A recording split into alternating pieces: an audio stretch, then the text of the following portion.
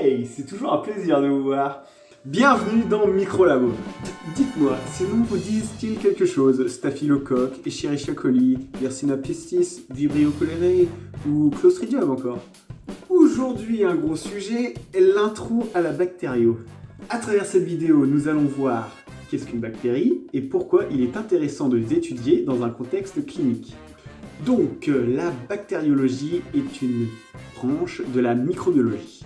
Pour rappel, la microbiologie est l'étude des micro-organismes et elle est décomposée en plusieurs branches. On y retrouve la parasitologie qui s'intéresse à l'étude des parasites, la virologie qui s'intéresse à l'étude des virus, la mycologie qui s'intéresse à l'étude des champignons et enfin la discipline qui va nous intéresser aujourd'hui, la bactériologie qui s'intéresse donc aux bactéries. Ah, ces bactéries. Ah là là, on en entend toujours parler. Elles colonisent les quatre coins du monde et même votre propre organisme. Et oui, peut-être ne le saviez-vous peut-être pas, mais vous hébergez bien plus de bactéries que de cellules au sein de vous-même. Mais bref, on va d'abord s'intéresser à qu'est-ce que c'est une bactérie. Donc, pour commencer, il faut savoir qu'une bactérie est un être vivant, au même titre qu'un chien, qu'une plante ou qu'un être humain. Au cours de sa vie, cette bactérie va se nourrir, elle va se déplacer, elle va donner naissance à une descendance, et comme pour toute forme de vie biologique, elle va mourir. Dans l'arbre du vivant, arbre regroupant tous les êtres de notre monde, on les retrouve sur cette branche bactéries. Nous, en revanche, on se trouve sur la branche eucaryote, et plus précisément dans la ramification métazoa, tout comme votre chien, votre chat ou les animaux de manière générale. À côté, nous avons les champignons, ici avec la ramification fungi, et les plantes avec Plantae. Ne trouvez-vous pas ça fascinant qu'au sein de notre branche eucaryote, nous ne sommes finalement qu'une petite branche à côté d'une multitude d'autres? Et encore, l'homme n'est qu'une simple feuille perdue dans la couronne de cet arbre immense qu'est celui de la vie. Ça en serait presque poétique, ne trouvez-vous pas? Mais trêve de lyrisme river et revenons à des bases plus fondamentales. Jusqu'ici, sur cet arbre, nous avons vu le groupe bactéries, qui va nous intéresser aujourd'hui, et le groupe eucarya ou eucaryote. Le troisième groupe, les archées, ou archéa, sont en réalité plus proches du groupe bactéries que celui eucaryote. Le fait est, de manière très résumée et grossière, le groupe des archées est un groupe de bactéries de l'extrême.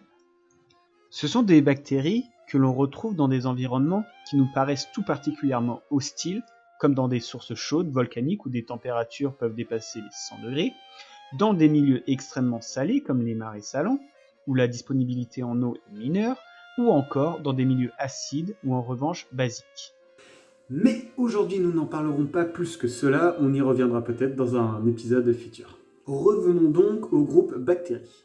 Peut-être vous demandez-vous, mais pourquoi on fait cette classification entre bactéries et les autres êtres vivants? C'est quoi en fait qui fait cette différence?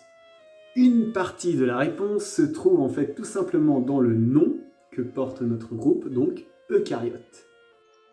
Provenant du grec avec E qui veut dire bien ou vrai et karyon qui veut dire noyau, les eucaryotes sont donc des êtres vivants possédant dans leurs cellules un véritable noyau, délimité et aussi des organites membranés.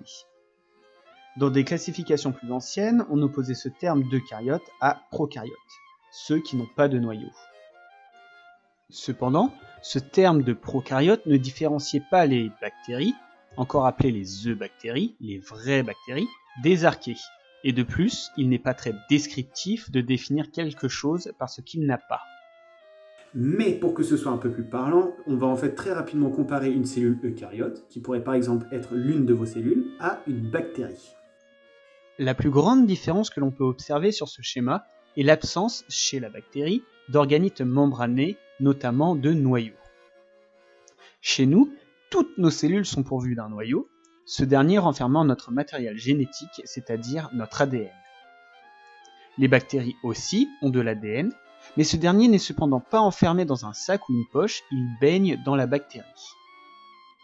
Une autre différence est que les bactéries peuvent être munies d'un ou plusieurs flagelles. Celui-ci permet à la bactérie de se déplacer dans son milieu.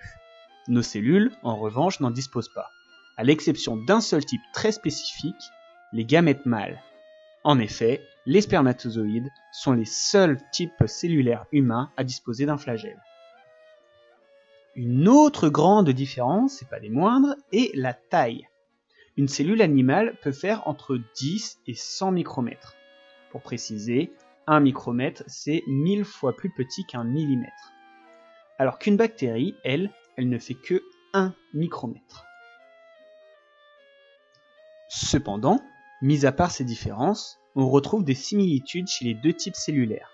Par exemple, les deux disposent d'ADN ou de ribosomes qui baignent dans le liquide intracellulaire qui est le cytoplasme. Tous les deux sont aussi physiquement délimités du monde extérieur par une paroi. Cependant, chez les bactéries, il existe différents types de parois constituant une différence fondamentale de classification, mais ça, on y reviendra dans un épisode futur. Cela est donc impossible à voir à l'œil nu et c'est pour ça qu'il est indispensable de s'équiper d'un microscope si l'on veut observer des bactéries. C'est d'ailleurs la raison pour laquelle elles ont été si longtemps ignorées. En effet, les bactéries ont été décrites pour la première fois en 1668 par Anthony van Leeuwenhoek, un savant et commerçant néerlandais qui en fait on peut considérer a construit le premier microscope ou du moins le premier appareil permettant de les observer. Donc, si je reprends avec vous, une bactérie c'est quoi? Donc, c'est un être vivant, tout petit, qui vit dans une multitude d'environnements, y compris au sein d'organismes plus gros, et il faut savoir qu'il existe une multitude très surprenante de bactéries différentes. Ok, c'est bien tout ça, mais ça répond pas à la question pourquoi on les étudie donc dans un contexte médical. C'est parce que, aussi petites soient-elles, dans certaines conditions, ces bactéries peuvent causer du mal aux organismes qu'elles colonisent. On appelle ça une infection bactérienne. Dans ce cas, le médecin va mettre en place un traitement pour lutter contre la bactérie en question, qui est alors dite pathogène.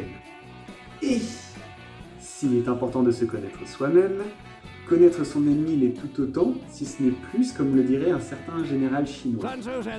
En effet, il est extrêmement important de savoir de quelle bactérie il s'agit et les mécanismes de résistance qu'elle a face aux antibiotiques, sans quoi le traitement mis en place ne peut qu'être probabiliste et la proportion d'un échec thérapeutique sont non négligeables. Ainsi, quand un prélèvement arrive au laboratoire pour un examen bactériologique, les techniciens vont faire des colorations, faire des observations microscopiques, ensemencer des milieux de culture, faire des identifications et tester des molécules antibiotiques contre la bactérie si jamais elle est retrouvée. Tout cela pour rendre au clinicien le résultat le plus précis qui permettra de traiter au mieux le patient tout en limitant au maximum les dégâts. Bon, pour aujourd'hui, on va s'arrêter là. Le but principal de cette vidéo, je le rappelle, c'était de montrer qu'est-ce que c'était une bactérie et pourquoi on les étudie au laboratoire.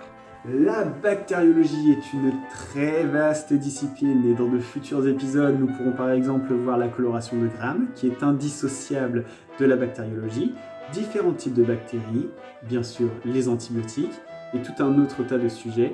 Il y a de quoi faire, ça c'est clair. En ce qui me concerne, il ne me reste plus qu'à vous dire merci d'avoir regardé cette vidéo. Portez-vous bien et j'espère vous revoir prochainement. Salut!